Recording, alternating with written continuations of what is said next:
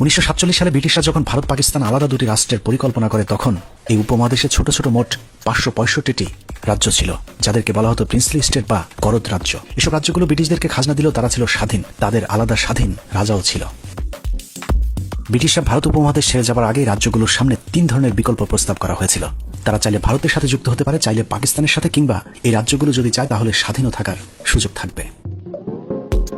যেহেতু এসব রাজ্যের বেশিরভাগ রাজাই হিন্দু জমিদারদের দ্বারা পরিচালিত হতো, সে কারণে 565টি রাজ্যের মধ্যে 549টি রাজ্যই ভারতের সাথে যুক্ত হয়। 13টি রাজ্য পাকিস্তানের সাথে, আর কাশ্মীর, হায়দ্রাবাদ ও জুনাগড় এই 3টি রাজ্যের রাজারা সিদ্ধান্ত নেন এককভাবে স্বাধীন থাকবার। কিন্তু স্বাধীন রাজ্যগুলোকে খুব বেশি দিন স্বাধীনভাবে চলতে দেয়নি ভারত। ব্রিটিশরা ভারত ছেড়ে যাবার 1 বছর পার না হতেই সুকৌশলে 3টি রাজ্য দখল করে নেয় ভারত। প্রথমে দখলে নেওয়া হয় হায়দ্রাবাদ। পৃথিবীর ইতিহাসে বর্বরোচিত এক গণহত্যার মাধ্যমে হায়দ্রাবাদ দখল করে ভারতীয় হানাদার বাহিনী।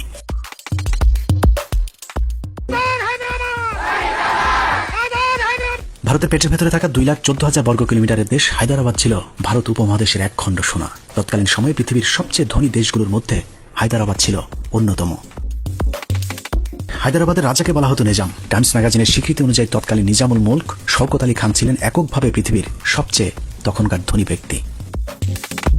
শওকত আলী সেই সময় আশ্চর্যজনকভাবে আধুনিক রেল, বিমান, নৌ চলাচল ব্যবস্থা চালু করেছিলেন। ছিল নিজস্ব মুদ্রা ব্যাংক, এমনকি নিজেদের সেনাবাহিনীও ছিল হায়দ্রাবাদের।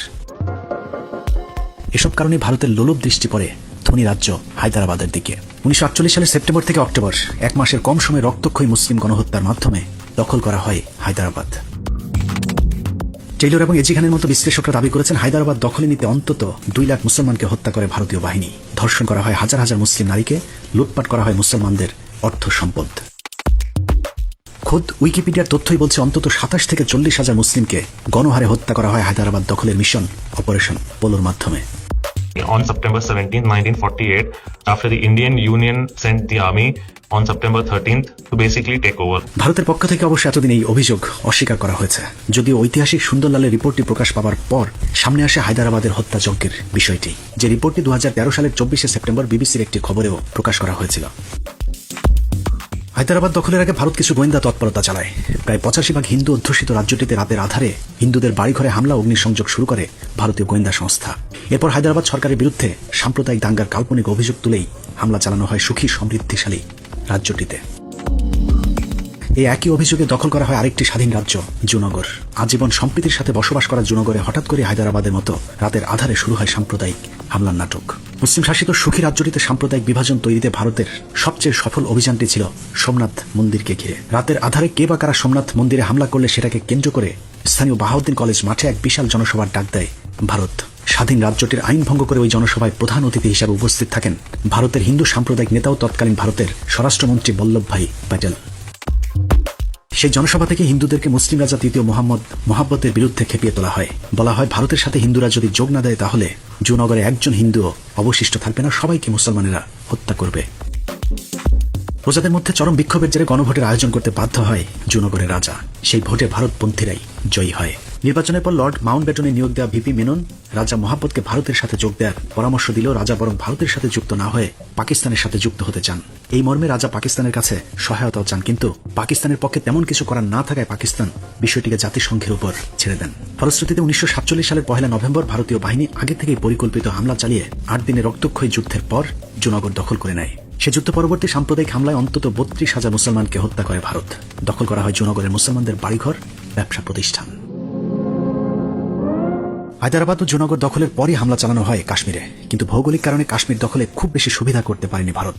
কাশ্মীরে ভারত হামলা করলে পাকিস্তান ও কাশ্মীরে সেনাবাহিনী পাঠায়। একদিক থেকে ভারত, অন্য দিক থেকে পাকিস্তান দখল করতে থাকে কাশ্মীর। 2 বছর এভাবে মুখোমুখি অবস্থানে থাকবার পর জাতিসংঘের মধ্যস্থতায় যুদ্ধ বিরতিতে যায় ভারত এবং পাকিস্তান। জাতিসংঘের সিদ্ধান্ত অনুযায়ী যার দখলে তখন যতটুকু ছিল সেখানে নিয়ন্ত্রণ রেখা টেনে আটকে দেওয়া হয় ভারতের কাশ্মীর দখলের অভিযান। পাকিস্তান নিয়ন্ত্রিত আজাদ কাশ্মীরে শান্তি বিরাজ করলেও অত্যাচার নির্যাতন অব্যাহত আছে ভারত নিয়ন্ত্রিত জম্মু কাশ্মীরে। 1957 সালে কাশ্মীরের জনগণের ব্যাপক আন্দোলনের মুখে রাজ্যটিকে সংবিধানের বিশেষ সুবিধা দেওয়া হলেও 2019 সালে মোদী সরকার 370 অনুচ্ছেদ বাতিল করে দেয়। এছাড়াও 1965 সালে কাশ্মীরকে কেন্দ্র করে ভারত পাকিস্তান যুদ্ধ, 1971-72 সালে সিমলা চুক্তি, 1979 সালে ভারতের বিরুদ্ধে কাশ্মীরিদের 2 বছর ব্যাপী স্বাধীনতা যুদ্ধের পর 1999 সালে কার্গিল যুদ্ধেও কাশ্মীরিরা ছিল পাকিস্তানের পক্ষে। পাকিস্তানের কারণে কাশ্মীরে পুরোপুরি সুবিধা করতে না পারলেও ভারতের দখলদারিত্ব চলতেই থাকে আশপাশের অন্য রাজ্যগুলোতে। ব্রিটিশ শাসনের অধীনে থাকা 3 রাজ্য হায়দ্রাবাদ, জুনাগড়, কাশ্মীরের পর ভারতে নজর যায় ফ্রান্স ও পর্তুগিজদের দখলে থাকা ছোট রাজ্যগুলোর দিকে। হায়দ্রাবাদ, জুনাগড়ের মতো একই অভিযোগ তুলে 1961 সালে দখল করা হয় দাদরা হ্যাভেলি। একই সালে গোয়া, দমন দিউ নামের দুটো রাজ্য দখল করে ভারত। গোয়া রাজ্যটি দখলের ইতিহাস খুবই হাস্যকর।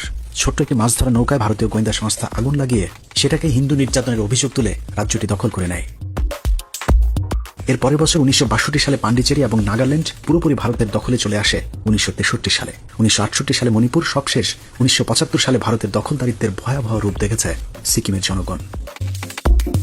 লেন্দুবদর্জির অতিমাত্রায় ভারত প্রীতির খেসারত দিচ্ছে সিকিমের সাধারণ মানুষ।